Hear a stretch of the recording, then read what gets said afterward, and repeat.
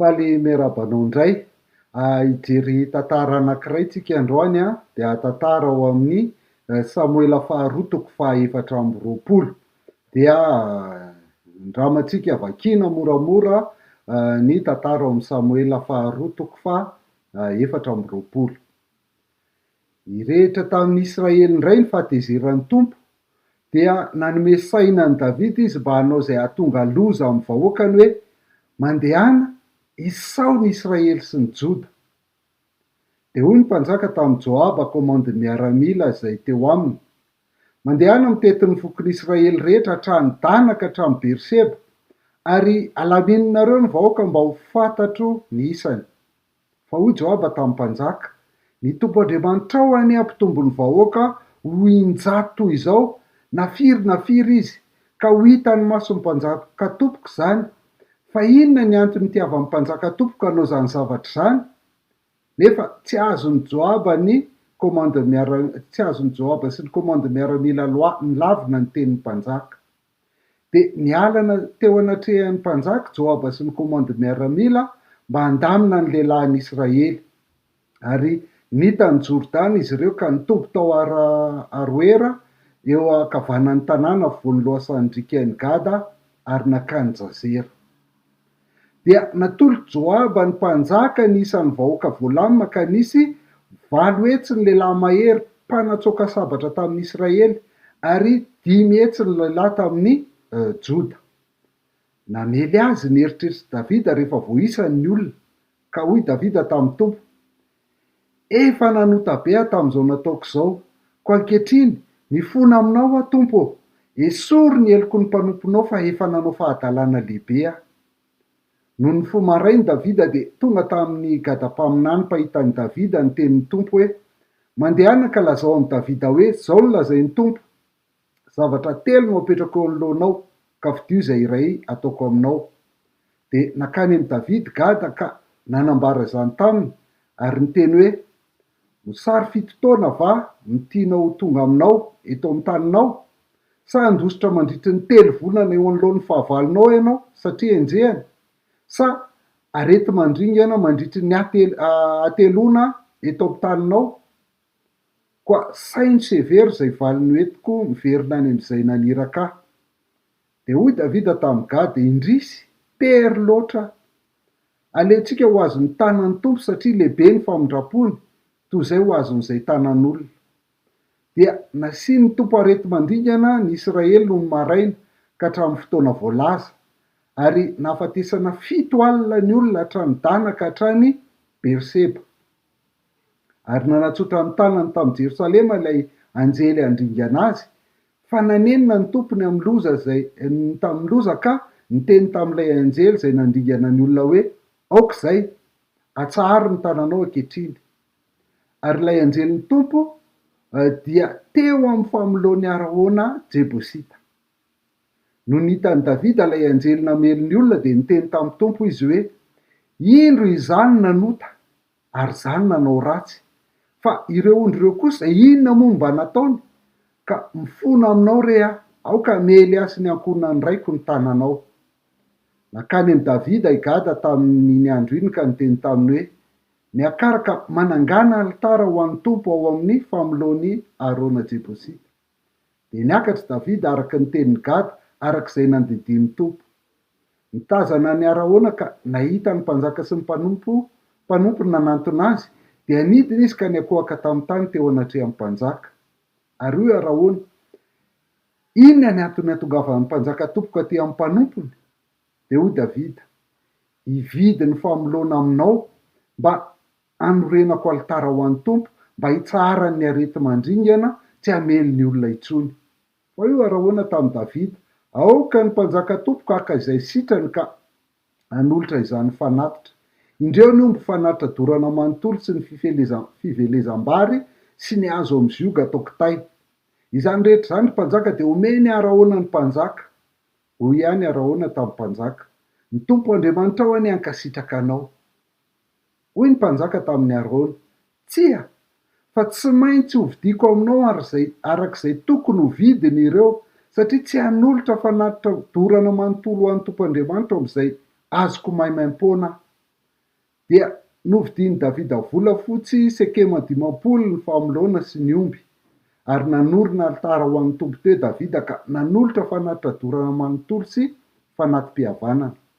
Dia neken'ny tompo ny fifonana natao an'ny tany ka nitsahatra tsy namelon'ny Israely intsony ny areti-mandringana. Zay le tantara, na dia tsy tena tantara mahazatra loatra ara dia inoko fa tantara efa henonkeninao ihany.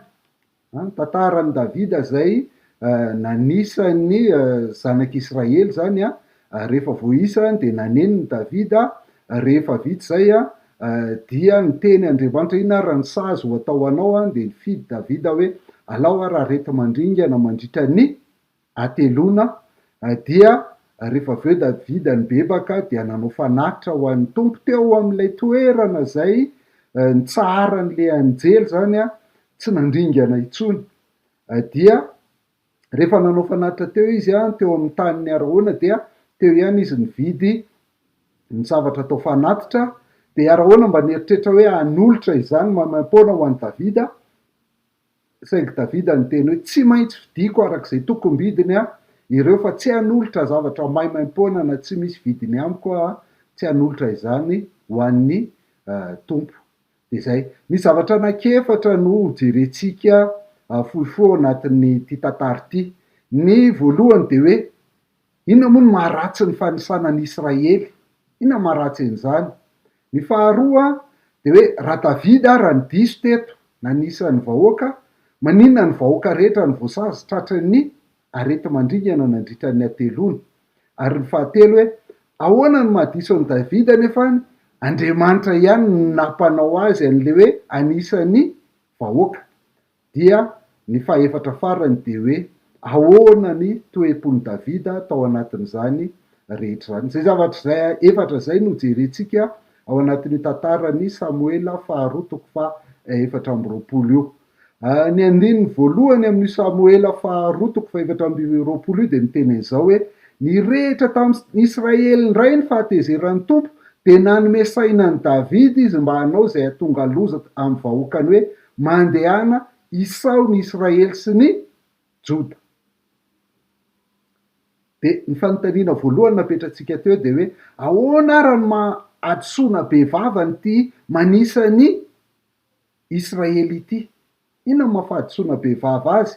Raha ho antsika amin'izao fotoana izao ny fanisam-bahoaka zany dia resaka administrativa, taratasy ilaina raha mba hahafahana mampandroso ny firenena amin'izay zavatra ilaina anisan'ny vahoaka, ny zavatra ilain'ny vahoaka, ny fantrana, ny haren'ny vahoaka sy ny sisa, dia resaka administrativa fotsiny. Saingy tamin'izany fotoana izany tany aloha tany dia grave be le izy, ary misy sazy reto, sazy anankitelo napetraka Andriamanitra reto, dia tena ahitantsika hoe tena mafy be ty grave be ty zavatra nataony manisa ty zany satria ny sazy voalohany ho safidian'i Davida hoe mosary fito taona ve sa mandositra ny fahavalony mandritra ny 3 volana sa areti-mandringana mandritra ny 3 andro. 3 andro fotsiny raha ty areti-mandringana ty fa tsy 3 taona akory izy amin'ireo. Dia hitantsika fa mafy daholo ireo sazy rehetrarehetra ireo dia ahafahantsika mahita hoe tena lehibe ny antsoina matoa mafy toy izay ihany koa ny sazy. Hitantsika eo amin'ny tantara voalohany 2:20 satria ny tantara voalohany 2:20 dia miresaka ihany koa ny tantara io zany amin'ny fomba filazany azy. Dia izao ny lazainy amin'ny 2:9 hoe fa tsy mba nalamy ny Levita sy ny Benjamina satria fahavetavetana tamin'i Joaba ny tenin'ny mpanjaka. Ilay tenin'ny mpanjaka hoe manisa vahoaka zany dia fahavetavetana mihitsy tamin'ny Joaba izay komandiny miaramilany dia anisan'ny tsy nalaminy zany Levi sy ny Benjamina tao anatin'izany. Tamin'izany fotoana izany dia ny fanisam-bahoaka dia miteraka riska be mihitsy zany eo amin'ny mpanjaka satria maka ny toeran'Andriamanitra ny mpanjaka zay manisa vahoaka, maka ny anjaran'Andriamanitra sy ny zon'Andriamanitra ny mpanjaka zay manisa vahoaka tamin'izany fotoana izany tamin'ny firenena rehetra, ary dia tsy maintsy misy fombafomba maro de ataon'ny mpanjaka mba ampitony ny fahatezerandreo Andriamanitra ny zareo zany a raha ohatra ka manao an'izany fahadisambahoaka zany a ny mpanjaka tam'izany fotoana zany. Teo amin'ny Israely nefa de tsy nisy izay fombafomba atao zay rehefa anisa fa ny zavatra notakiana zany dia misy karazana hetra aloha hotakalon'izay. Hitantsika eo amin'ny Exodosy 7:12-15 izay zavatra takiana zay teo amin'ny Israely rehefa anisa ny vahoaka hoe rehefa manao fanisana ny zanak'Israely rehetra ianao amin'ny fandaminana azy de samy andoha avitry ny ainy ho an'ny tompo avy ny olona tsirairay mba tsy hisy arety mandringana anjo azy rehefa isaina izy. De hitantsika eto hoe tena fandaminana ilaina ihany koa zany le fanisana vahoaka saingy mila mandoa an'izay avitry ny ainy zay ny olona tsirairay de am'izay izy vao tsisy ny arety mandringana zany. Fa eto inona natezitra an'Andriamanitra eto tamin'ny zanak'Israely satria ozy izy hoe tezitra indray tamin'ny zanak'Israely Andriamanitra de nampanisany Davida ny vahoaka. Tsy tena fantatra loatra zany inona natezitra an'Andriamanitra tamin'ny Israely tany aloha tany fa na ihany koa no natonga nyty loza nitranga tety hoe no le fanisam-bahoaka mihitsy ve no natezitra an'Andriamanitra sa le fomba nanaovana azy no tsy nety tamin'Andriamanitra ka natonga azy tezitra nampisy an'ireo sazy ireo sa ihany koa le antony ina motivation nahatonga any Davida hanao an'io fanisam-bahoaka io de tsy fantatra zay, tsy voalaza ao anaty tantara izay de tsy afaka de tena hoe amorona inona am'izay tsika fa dia tsy fantatra zany zay. Ny azo antoka nefany de zao hoe tena ratsy le fanisam-bahoaka ary profon'izay dia lay sazy zay niatra nasain'Andriamanitra ny safidiny Davida. Eo amin'ny andininy 10 am'le Samuela 2:220 iny de zao ny zavatra nitranga raha vao vita mihitsy le fanisana de namely azy nieritreritry Davida rehefa vao isan'ny olona ka hoy Davida tamin'ny tompo efa nanota be tam'izao nataoko zao ko ankehitriny mifona aminao tompo esory ny eloko ny mpanomponao fa efa nanao fahadalàna lehibe aho. De eto zany zavatra nitranga de zao hoe azontsika tsaina ve ny toeran'Andriamanitra eo amin'ny fiainatsika satria raha nolazaintsika teo an'Andriamanitra ny vahoaka sy ny olona ary an'Andriamanitra ny fandresena fa tsy anjaran'ny mpanjaka zany na ny olona de nalainy Davida nefa zay toeran'Andriamanitra izay dia nisany natezitra an'Andriamanitra ka natonga any Davida niaiky mihitsy hoe efa nanota be efa nanao fahadalàna lehibe zay nambaran'ny Davida eto. Fa amin'ny fiainatsika am'izao fotoana zao azontsika tsaina ve ny toeran'Andriamanitra eo amin'ny fiainatsika sao de alaitsika ny zo an'Andriamanitra am'izany amin'ny fiainatsika isan'andro. Atraiza eo amin'ny toeran'Andriamanitra io atraiza io toeran'Andriamanitra eo amin'ny etahitantsika te hanao zay tiantsika atao zany satria matetika sika de te hanao zavatra na dia alaitsika ny toeran'Andriamanitra ary alaitsika ihany koa ny zo rehetra hitakitsika n'izay zavatra tiantsika atao amin'Andriamanitra de mihoatra noho n'izay mametraka an'Andriamanitra zany mangetaeta fahefana loatra tsika de esorintsika eo amin'ny toerany Andriamanitra matetika zany ary zay ohatrohatr'izay ny zavatra nitranga tamin'ny Davida teto anisany natezitra an'Andriamanitra. Am'izao fotoana zao tsika afaka manisa manao fanisam-bahoaka zany de afaka mametraka an'izany ao anaty ordinateur afaka mandamina an'izany ao amin'ny banque de données isan-karazany statistique isan-karazany tsotra kely mora kely ohatr'izay le izy fa ny fakanany toeran'Andriamanitra nefa de zao hoe mety tonga hatrany amin'ny hoe famerana ny zaza teraka mihitsy zay tena hoe alaitsika ny toeran'Andriamanitra raha te hanome izy. Ohatra zany ao anatin'izany hoe ny manala zaza efa napetraka Andriamanitra dia esorina satria manelingelina amin'ny fiainan'ny olona le izy sy ny ohatr'izany de zazakely any mbo voateraka de vonoina esorina sahady zany de mitovy amin'ity mihitsy hoe maka ny toeran'Andriamanitra tsika amin'ny zavatra tahaka izany. Eo ihany koa ny manova ny sexe zany hoe raha lehilahy ianao de manao chirurgie estetika de mivadika vehivavy mihitsy satria hoe zay no tianao, dia tsekenao mihitsy zany ny zavatra efa nomen'Andriamanitra sy napetrak'Andriamanitra taminao. Eo ihany koa ny manipulation génétique isan-karazany manova an'ireny voankazo, ny legioma, ny biby, eny fa hatramin'ny olona mihitsiny de hatrany amin'ny gène mihitsy no kitihana zany ataon'ny olombelona. Tena azotsika tsaina ve ny toeran'Andriamanitra eo amin'ny fiainantsika rehefa manao an'izany. Fa izany zavatra zany de zavatra anisan'ny ngeza be eo amin'ny tontolo zao eo amin'ny géopolitique angamba, zay ohatra nyraisiko teo zay, fa eo ny ohatra hoe ho an'ny tanora de ny firaisana alohan'ny fanambadiana rehefa nametraka Andriamanitra fa ao anatin'ny fanambadiana ny anaovana firaisana, de zany ihany koa tena hoe maka ny toeran'Andriamanitra tsika amin'ny etahitantsika te hanao zay zavatra tiantsika de manohatra n'Andriamanitra. Eo ny fanambadiana amin'ny tsipino satria tsy maharitra de maika zay mahita dia alefa avy hatrany zany de anisan'ny maka ny toeran'Andriamanitra ny lainga mba hiarovana tena sy ahavitana an'izay zavatra tiana ataony fanaovana kolokolo, fanomezana vola mba hahazahoana an'izay zay tiana ho azo na de tsy ananana ary ny fahaizana sy ny isan-karazany zany rehetrarehetra zany de efa akana ny toeran'Andriamanitra avokoa. Ny fampiasana vola amin'ny lafiny isan-karazany moa dia lasa ny vola ny manjaka sy ny vola ny maka ny toeran'Andriamanitra, ka izy eo amin'ny fiainanao no tena tompo sy manana fahefana, ianao ve sa ny vola sa Andriamanitra? Zay zany ny ty andininy voalohany ty ampitaina amintsika.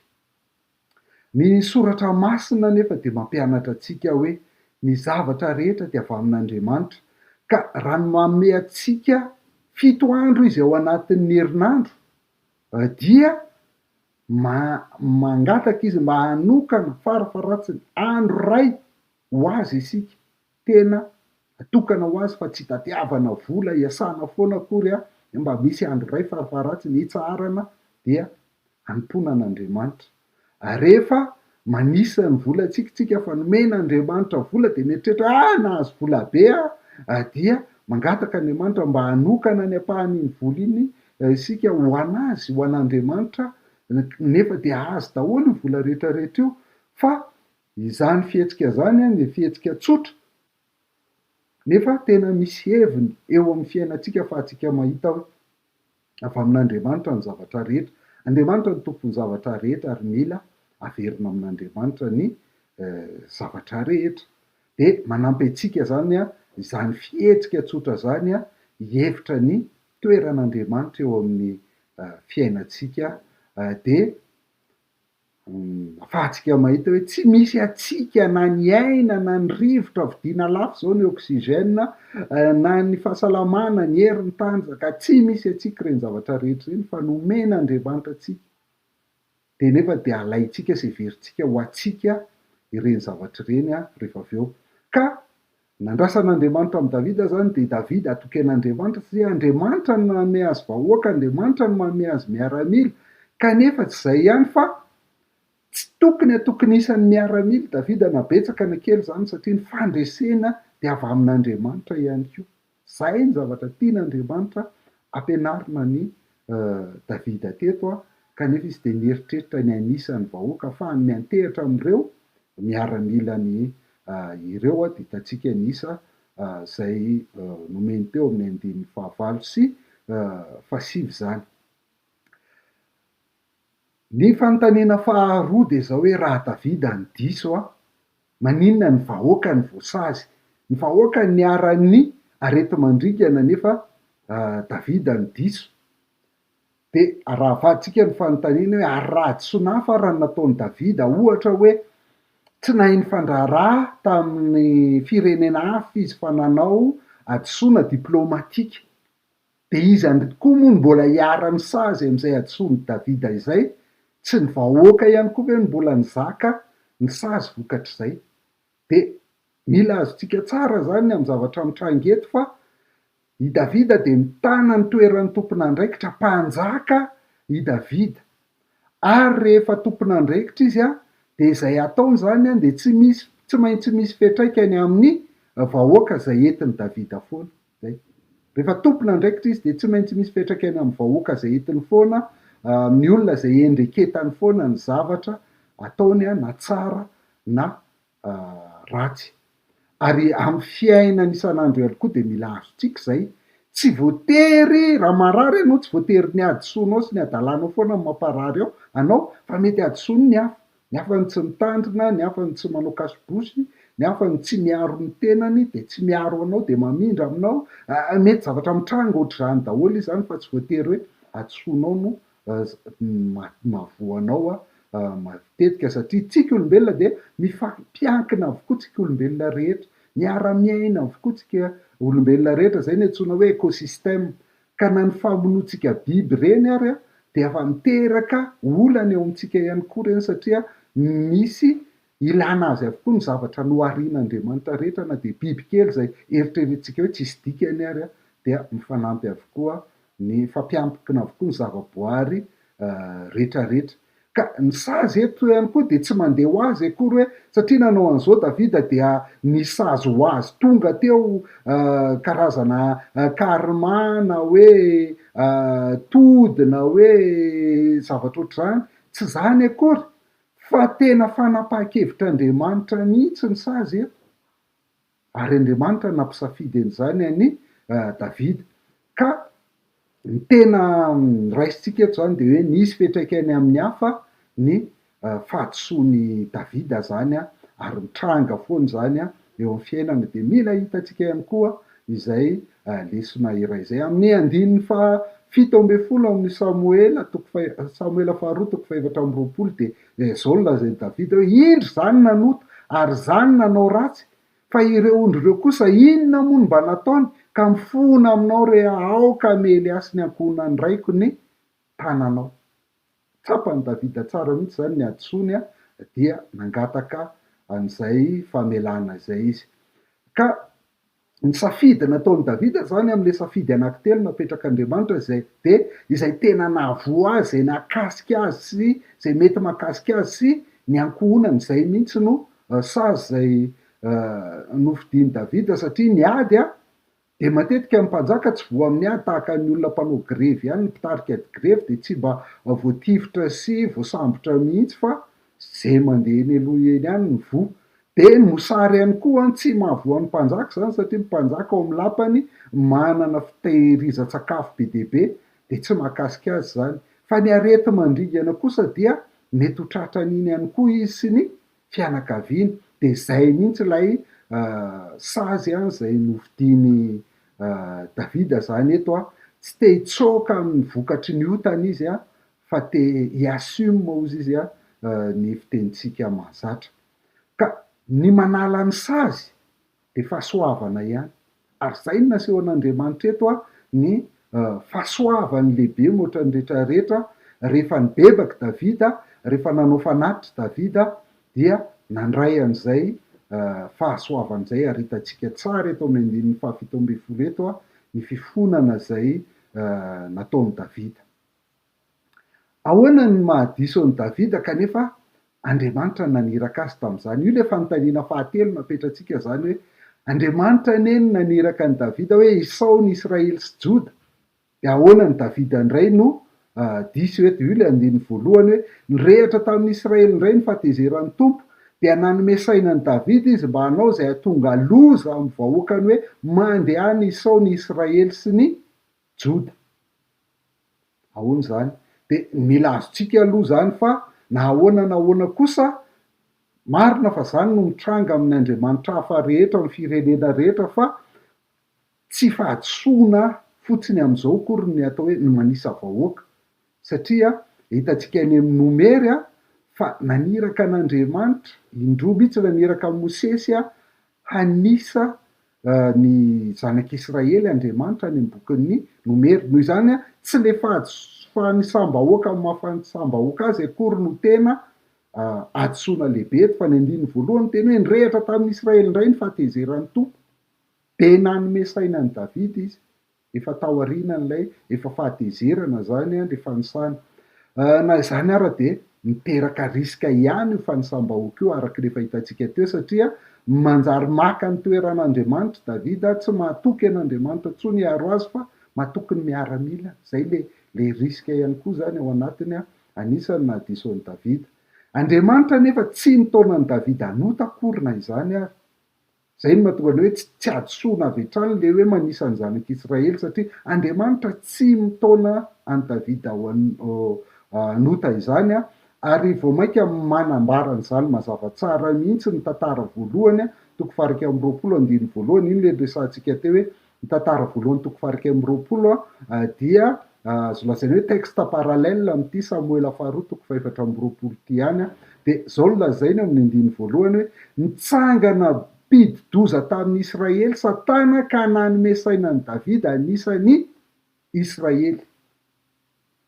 Tsy zavatra mifanohitra akory ireo voalaza ny andiny voalohany anankiroa ireo raha eto izy fa Satana indray nanome sainan'i Davida anisany Israely satria fantatsika tsara ny ambara amin'ny baiboly iray manontolo fa tsy maka fanahy zany Andriamanitra, tsy maka fanahy na iza zany Andriamanitra fa i Satana ihany manao zay ahalavo ny olombelona. Zany dia asan'ny Satana kanefa na izany ara de tsy hoe rehefa manao an'izany Satana dia tsisy azon'Andriamanitra atao fa mampiseho foana ny baiboly hoe Andriamanitra no refesy mandidy, Andriamanitra no mitantana ny tantara n'izao tontolo izao sy ny zava-misy rehetrarehetra eto amin'izao tontolo izao de ho mbany fahefan'Andriamanitra avokoa zany ary na ny zavatra ataon'ny Satana ara dia tsy afaka manao mihoatra noho izay avelan'Andriamanitra ataon'izy ao anatin'izay.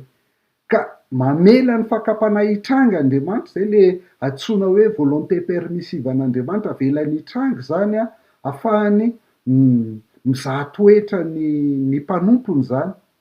Zay ny zavatra anankiray hitantsika fa ny tian'Andriamanitra sy de izy foana no mifehy zavatra rehetra. Izy Andriamanitra foana no mifehy zavatra rehetra. Raha ohatra tsika ka tena ny Kristy, raha ny Kristy tsika de Andriamanitra i Jesosy Kristy ny tompon'ny fiainantsika rehetra ary tsy misy zavatra tsy miesapeo izy tsika, tsy zavatra hoe tsy hitany zany teo amin'ny fiainantsika ka tsy voatandriny Jesosy Kristy ny fiainantsika fa hitany avokoa reny zavatra rehetrarehetra mitranga ny fiainantsika reny fa izay mahasoa antsika hatrany ny tadiaviny de fantatsika tsara raha mpanaraka ny gasy mahay mamaky baiboly ianao ina ny dikan'izany hoe mahasoa zany ny ampandroso anao ny fikiranao amin'Andriamanitra zahay foana ny tadiaviny ary fantatsika fa ny zavatra rehetra dia miara-miasa hasoa zay tian'Andriamanitra. Dia zay zany ny zavatra velan'Andriamanitra hitsanga eo amin'ny fiainantsika hoe tiany hivoaka ho mpandresy foana isika tovy endrika amin'i Jesosy Kristy isaky ny zavatra mitranga amintsika rehetrarehetra na heverintsika tsara zany na heverintsika ratsy de zay foana ny zavatra tian'Andriamanitra iseho amin'ny fiainantsika ka nalavo tahaka ny Davida raha sika tahaka ny Davida eto zany zay nanisa tokoa ny vahoaka Israely de afaka manome fitahiana antsika foana Andriamanitra noho ny fahasoavana fa miaina ao anaty fahasoavana ny kristianina ny olona manana an' Jesosy Kristy de fahasoavana foana ny ainatsika tsisy famendrehantsika zany ka nalava ary tsika de afaka manome fitahiana antsika foana Andriamanitra fa ny andrasany antsika fotsiny de ny fibebahana rehefa lavitsika. De zay moa no nataon'i Davida teto nibebaka izy ary de nanao fanatitra i Davida. Tehany eo fahasoavana amintsika hatrany Andriamanitra ary ngeza be mila azontsika ao anatin'ity de teo amin'ilay toerana nijanonan'ny anjely teo amin'ny famoloany arahoana Jebosita zany de teo anie ny nananganana ny tempoly. Teo ny nanaovan'i Davida alitara fa teo ihany koa ny nananganana ny tempoly zay endriky ny fanatrehan'Andriamanitra eo amin'ny Israely. De hitantsika amin'izany ny alehiben'ilay fahasoavana tian'Andriamanitra omena de teo ara ny fahalavon'i Davida zany afaka mamonjy antsika amin'ny ratsy Andriamanitra. Zay ny azontsika tsoahana eto. Ny faefatra am'izay zany fanontaniana faefatra, ina le toe-pony Davida teo anatrehan'izay a, misy andininy tsara be ty Samoela faharoa toko faefatra amby roapolo andininy efatra amby roapolo de zao lazainy Davida tamin'ny Arona hoe: fa tsy maintsy ho vidiko aminao arak'izay tokony ho vidiny reo, satria tsy hanolotra fanatadorana manontolo an'ny Tompo Andriamanitra am'izay azoko maimaim-pona. De novidiny Davida volafotsy sekela 50 ny famolona sy ny omby. Tatsika eto ny toe-pony Davida, teo izy nanisa de nenjehan'ny eritreriny, nenjehan'ny eritreriny ary rehefa niassume ny fahadisoany sy ny adalàna izy a, de zay sazy mety hatraminy mihitsy a, zay no nofidiany. Ary rehefa nandeha nefa ny areti-mandringana dia nibebaka ny fony Davida ary niazakazaka nanao fanatitra ihany koa rehefa avy eo an'Andriamanitra rehefa tsahatra ny aretina. Nahitan'izay raha ahoana dia saika hanome maimaim-pona any Davida fa tsy nanaiky izy, tsy hanolotra fanatadorana manontolo an'ny Tompo Andriamanitra am'izay azoko maimaim-pona aho. Zany ny tena toe-tsaina, ny fanomezana ho an'Andriamanitra de tsy ny ambikambony zay ananantsika akory, satria Andriamanitra raha nanome ho antsika de ny zanan'lay tokany, tsy hoe nanana zanaka 10 Andriamanitra de ny ray am'ireo no nomeny antsika, fa ny zanan'lay tokana no nomen'Andriamanitra antsika. Ny sarobidy indrindra tamin'Andriamanitra no natorony ho antsika. Ary tsy zany ihany fa neny Jesosy Kristy koa dia fantatsika fa tsy zavatra mety simba tahaka ny vola fotsiny na ny volamena no nanavotany antsika tamin'ny fitondran-tena-dala zay azontsika tamin'ny entin-drazana, fa ny rahasoan'i Kristy, lay rà sarobidy tsy misy petipetina toy ny ràn'ny zanak'omby, tsy misy kilema, zay natolotra Andriamanitra antsika, ny sarobidy indrindra aminy. Zay no nomen'Andriamanitra antsika. Dia zay ihany koa no natolotry Davida. Ao anatin'ny fotoanan'ny Covid de misy ny milaza azy ho Cohen mpisorona de manao sorona mba hampitsahatra ny aretina, efa tsy zany intsony, tsy zany intsony zao, efa vitan'i Jesosy Kristy ny fanatitra rehetra, vitan'i Jesosy Kristy. Tsy mila sorona atao intsony zao hampitsahatra aretina zany, vitan'i Jesosy Kristy zany. Tsy ny fanalana aretina ihany ny vitan'i Jesosy Kristy tsy ny sorana amintsika amin'ny fahafatesana ihany ny vitan'i Jesosy Kristy, fa nanome antsika ny fiainana mandrakizay izy. Zay no antony nahafatesan'i Jesosy Kristy teo amin'ny hazofijaliana, maty nisolo antsika izy, hananantsika fiainana mandrakizay. Ka inona ary no atolotry ny Tompo raha izay no natolotry ny Tompo anao?